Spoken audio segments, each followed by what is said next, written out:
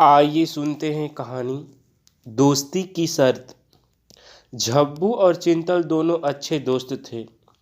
उन दोनों में बहुत ही घनिष्ठता की मित्रता थी। वे दोनों साथ पढ़े, साथ खेले और साथ रहे। समय के साथ दोनों लोग बड़े हुए। झब्बू की शादी की बात घर पर चलने लगी तो झब्बू ने चिंतल को बताया।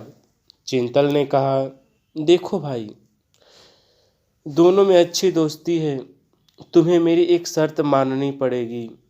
तो झब्बू बोला, अरे यार, तू बता तो मैं शर्त पक्का मानूंगा। तो चिंतल ने कहा, पहले वचन दो। झब्बू ने वचन दिया तो चिंतल कहा, जब तुम्हारी शादी हो जाएगी तो अपनी पत्नी के पास नहीं जाओगे। यह बात सुनकर झब्बू सोच में पड़ गया और उसका चेहरा बिल्कुल उतर गया।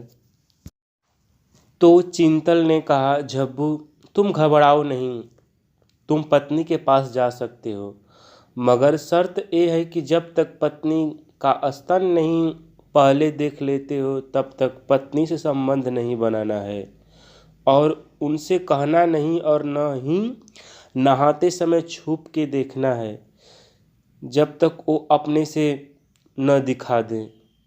झब्बू फिर से परेशान हुआ और बोला, अरे यार, क्या आफत है, परंतु वचन दे चुका था, शर्त तो माननी पड़ी।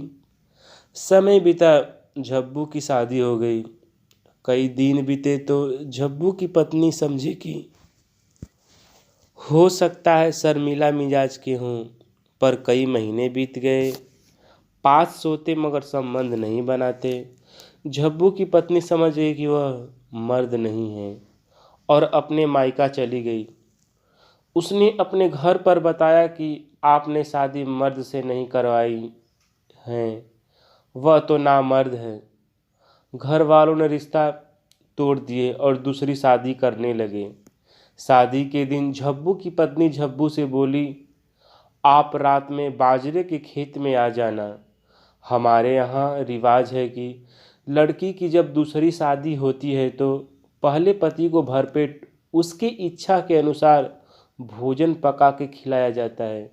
फिर से उसके बाद पति पत्नी का रिश्ता खत्म हो जाएगा। शादी के दिन झब्बू की पत्नी जब रात हो गई तो खाना लेकर बाजरे के खेत में पहुंची। चांदनी पूरे चकाचक चमक रही थी। घर पर बारात आ गई। सबको भोजन पानी जलपान की व्यवस्था कराई जा रही थी। झब्बू बाजरे के खेत में बैठा था। रास्ते में बारिश आ गई। झब्बू की पत्नी पूरी तरह से भीग गई थी। पत्नी बोली, आप थोड़ा रुकिए, मैं भीग गई हूँ, साड़ी से पानी निकाल लूँ। उसने समझी, क्या शर्म, मर्द तो है नहीं, करेंगे क्या।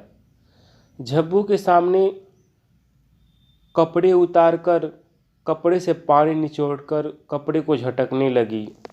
तभी झब्बू की नज़र स्तन पर गई और पूरी तरह से देख लिया और पीछे से जाकर अपनी पत्नी को पकड़ा तो पत्नी बोली, क्यों, क्या बात है, चुहिया इतना दिन से शेर कैसे बन गई।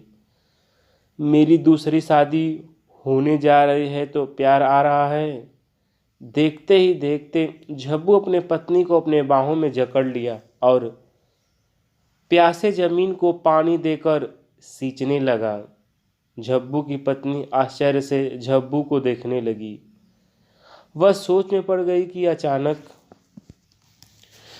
चूहिया शेर बनकर दहाड़ कैसे मार रही है।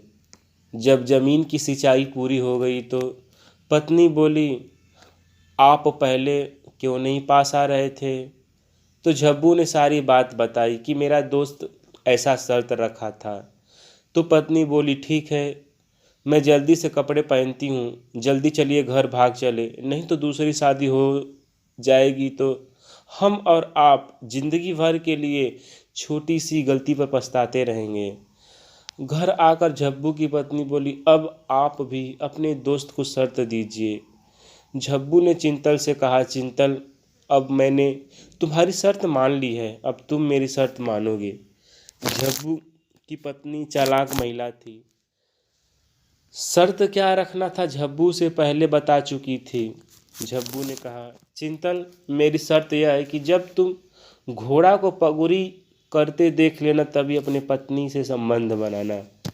चिंतल शर्त मान गया, मगर चिंतल को यह बात मालूम नहीं थी कि गधा और घोड़ा कभी पगुरी नहीं करते हैं। चिंतल की शादी हुई, मगर शर्त पूरा होने के बाद ही संबंध बनाना था। बेचारा जहाँ पर घोड़ा चढ़ते थे उनके पास जाकर सुबह से शाम तक बैठता, मगर न घोड़ा पगुरी करता न चिंतल देख पाता। ऐसी क्रिया कई महीनों तक चलती रही, यहाँ तक कि रिश्ता टूटने कगार पर आ गया। जब यह बात झब्बू की पत्नी को मालूम पड़ी तो झब्बू से बोली, आप चिंतल को बता दीजिए कि हम तुम्हें शर्त से मुक्त करते हैं, तुम अपने पत्नी के पास जा सकते हो। दोनों दोस्त एक दूसरे के चेहरे को देखा और एक राहत भरी सांस लेकर अपने अपने घर लौट गए। धन्यवाद। अगर कहानी आपको अच्छी लगी तो हमारे चैनल कहानी बहार को लाइक और सब्सक्राइब कीजिए तथा कमेंट कीजिए कि हमारी कहानी कैसी लगी। धन्यवाद।